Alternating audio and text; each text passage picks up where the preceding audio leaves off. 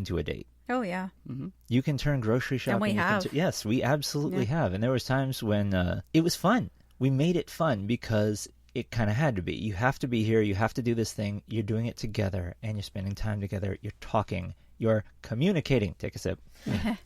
See, also, another thing with quality time is I also like quality time with myself. Yep. It's one of those things where I will go on a hike alone to where I have time to, like, hiking to me is my form of meditation. I'll go and do a few miles or whatever like that. And actually, I think my next hike, I'm going to try to do over 10 miles, round trip hike. Something I would love to do, just as a goal for myself. But the thing is that doing that is quality time for me. It's something I also need for my mental state of mind to be healthy. Mm-hmm. That's one reason why these love languages are important, especially in a poly relationship, because of the fact that, like, it helps you communicate. Again, take a sip. Mm-hmm. But it helps you communicate with the people in your polycule. Yep. Next up, we have words of affirmation. It's basically, actions don't always speak louder than words. I feel pretty, oh so pretty. I love the way you're reading these. Oh, see? He slid that in there. All right. I see what you did there. Yeah.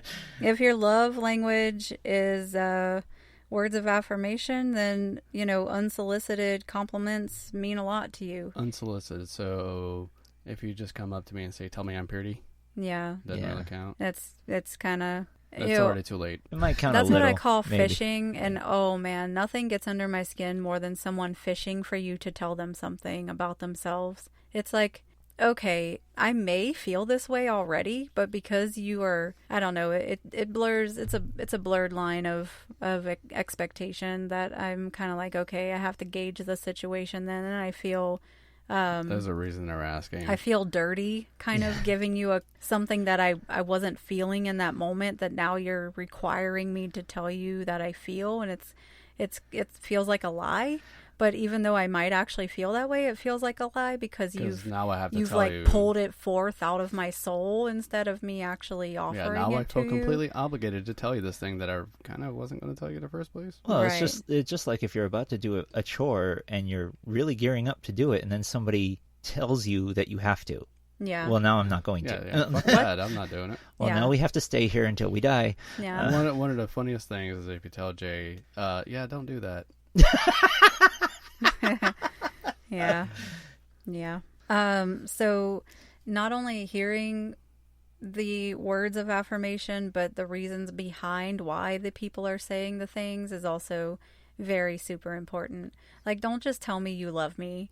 Tell me why loving me makes your heart sing or your life better or what, like that. Words of affirmation, just saying a blanket statement, it's like, and I've actually done this to partners before, and they're like, they just come off with this statement that I may not be expecting, and I'm like, why? Oh boy! And then that makes it really awkward. But why do you feel that way? It catches you completely off guard, and it's like, wait, everything I was just thinking just went out the window. Where the hell did that thought process? Oh, because my train of thought just got derailed. But that's the difference between if you really felt that way, or you just put pretty words together because you knew they needed some. Right, but at the same time, like when it comes to my train of thought, like it's easily derailed. And so no matter what I was thinking, you ask me a question, I don't care how much I know about that subject, I will forget everything I learned on it. Well, just like me, I have to rehearse every conversation or I will stutter and stumble my way through it.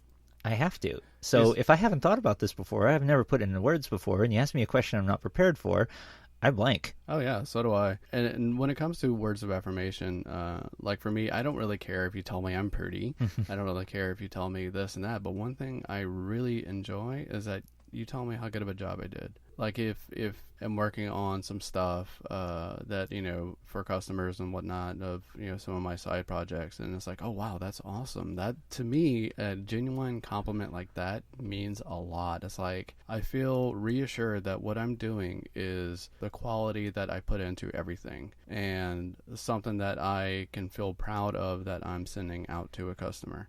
Well, again, it reinforces that somebody got it. They got what you did. It's kind of like recognizing a minute detail in an artist's work. Oh, yeah. A good example is, we went to this art festival last weekend, and one of our daughters recognized something in the artist's artwork, and Which he was is like, absolutely "What? beautiful. You get it?" He's like, "Oh, that's what I live for," and so it made his day. That was a word of affirmation for And him. because I gotta say, I wish I knew this artist's name, because his work was great, because he put so many subtleties in there. Want me to get it? Yeah. Hold on, I'll get it. But he put so many subtleties in his work. Like he did this whole series of drawing, overcoming childhood fears, and what it was that he had little subtleties. Like one of them was this little girl getting over fear of spiders, and if you look at it, this girl is pouring water on his plant. And you look at the image, and it's kind of Creepy. kind of jarring. Yeah. I like spiders, but it's kind of jarring. It's like this jarring image, and it's rough and tumble.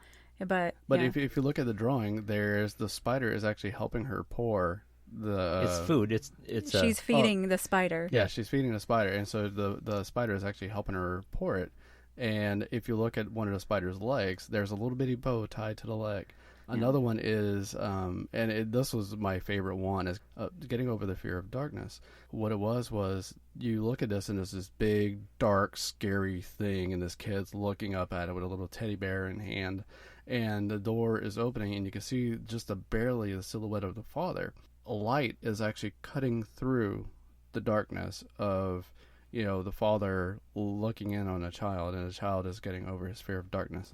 That is one thing I loved about the image of getting over your fear of the dark, is that in the image, the darkness and the child are playing pirate, and the light cutting through is actually an interruption of their game. Right. Like they're both kind of stopped and waiting for the dad to go away again so that they can continue playing.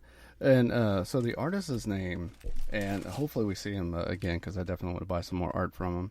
One thing that we have all over our house, we have pictures, we have art. We buy stuff from artists because we love art. Oh, we love art. Not most, but a good majority of it is from local artists or friends that are artists, and we love it. And people come in and they're like, "You have the most unique art collection and art, art on your walls," and we love it. And I'm like, "Yeah, we really are supporters of art. We're artists ourselves, all of us, in each a different way." I beg to differ on that. He totally is. Nope. Yeah. But the thing is that this is a complete off-track side note. When it comes to paying for art, you got to think of how much goes into what you're looking at. So if you're buying something from an artist, that is what their time, whatever that price tag is on that piece of art, their time, their efforts, their money, their soul typically goes into it. So whenever you're buying a piece of art from somebody, that is what you're buying. You're not just buying a piece of paper with an image on it. Years of practice and experience and failures, and people telling them that what they're doing is stupid and dumb and shouldn't pursue it, and they're still doing it anyway. Tell them to get a real job. Your paper that you're trading for it's really kind of insignificant compared to what they are putting out. And that goes into words of affirmation, of helping, people and supporting their goals and their talents. Mm-hmm. So anyway, the artist's name is Jordan Harbin, and his illustrations of the imaginations. He does. So his website address is jordanharbinillustrations.com. So I would definitely check out his artwork. On the opposite end, words of affirmation, a way that you really need to be careful with people who hear words of affirmation, because on the opposite end, any sort of insults or berating or negative feedback or any sort of thing that negates who they are, what they're doing, all of that. Even if it's in jest. It really does cut them to their core. It cuts deep. If someone's main love language is words of affirmation, you need to be very selective in how you communicate with them when you aren't happy about something, or when there are things that you need to discuss that might be difficult.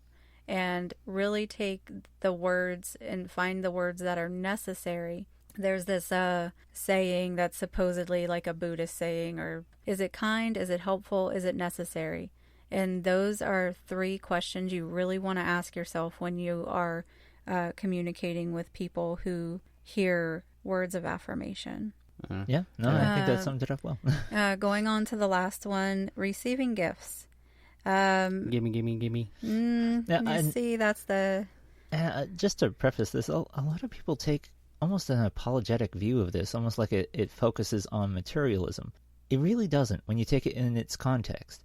And it's no different than any of the others. It's no less important. It's no less, I mean, even if it's not your love language, you can see the value in it, because we were talking earlier about gifts and how it's not the thing.